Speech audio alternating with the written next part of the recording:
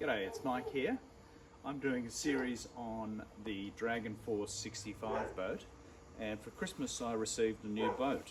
You can see down there, Jen, I've got a new box here, and I've pulled it all the bits and pieces apart and built a boat. But I've got 10 things which I think you should look at when you're building these boats.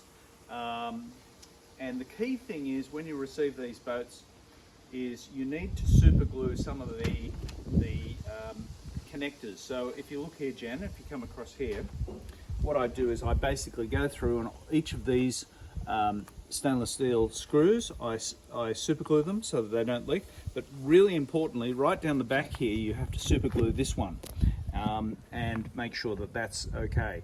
You need to seal around these areas here so you don't get water ingress. And the key purpose is to try and keep your boat as dry as possible, as that has an effect on your performance. Next thing I do is, it's a bit windy out here, but what I do is I pull this, come and have a look at this, Jen, this black box. There's videos online which show you how to do this, but you basically, you pull the black box out and you silicone it up. That's to stop water getting into the internals of that. That's number two. Number three, I usually try and make a little bit of a colouring up here, a bit of a unique colouring, so that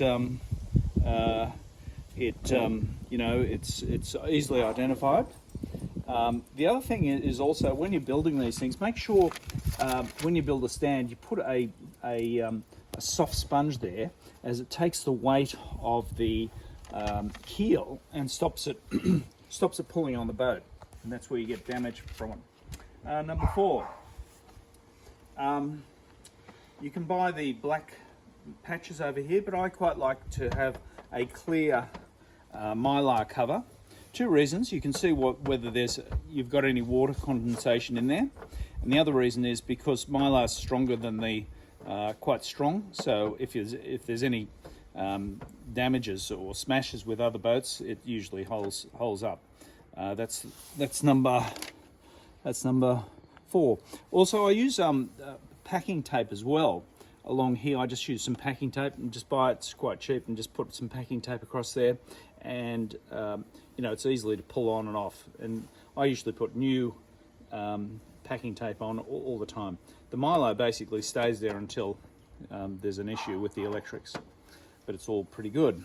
Number five, as you can see here, I mark all the boom positions. So Jen, if you just have a look here, I've got my A+, A, C, and B positions, boom positions. So I can easily, when I put these on, I can easily identify where those positions are. Down the back, I also have my A and A+ rig markings down here. And I also, what I do is I put markings on the boat on all the measurements. So I mark all the measurements on the backstay and show these indicate what the markings are. So I can always set them to whatever I think is appropriate, but 951 is the major one.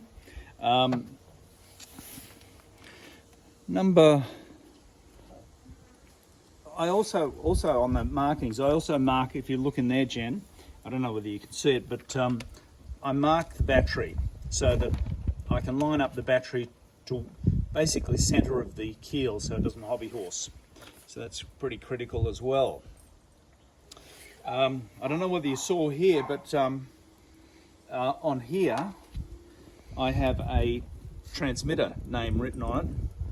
That's Fataba, and that's just so that I make sure that I have the right, transmitter, because I usually sometimes get the wrong one. Also, you can see there I've fixed that with so that I don't lose it, which I do from time to time. The other thing is tape. After you've put this on, tape your keel bolt underneath. Put a bit of tape on there so that is a nice clean fitting. That's number 8. Number 9, when you're building your masks, if you're using super glue, be super careful, because I've destroyed a couple of masts when using super glue, because it glues in about 10 seconds. So if you get it wrong, if you get your mast crane in the wrong position, it's very difficult to maneuver it and put it out. I would not recommend using super glue on you unless you're really good at it. Just use 5-minute araldite, which gives you more time to move it around and get it in the right position. I destroyed this mast actually, because I got it in the wrong position when I put the mast crane in the wrong position. And last of all, I've got the battery marking positions, but last of all, just make sure that everything's looks right. I usually super glue these up so that they don't move around too much, and just make sure when you put the boat in the water there's no leaks in it. That's it for now. Enjoy your Christmas, and see you on the water. Bye for now.